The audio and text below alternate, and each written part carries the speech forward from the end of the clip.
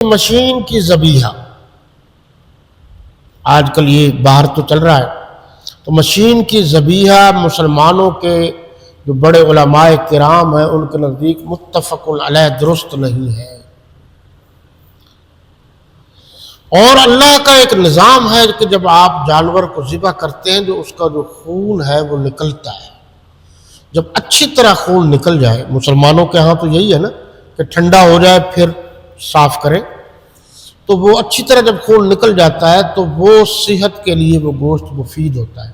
پھر آگے حکم بھی ہے اور ہمارے ہاں اس کو اچھی طرح صاف کرتے ہیں، دھوتے ہیں، یہ درست ہے، یہ صحیح کرنا چاہیے۔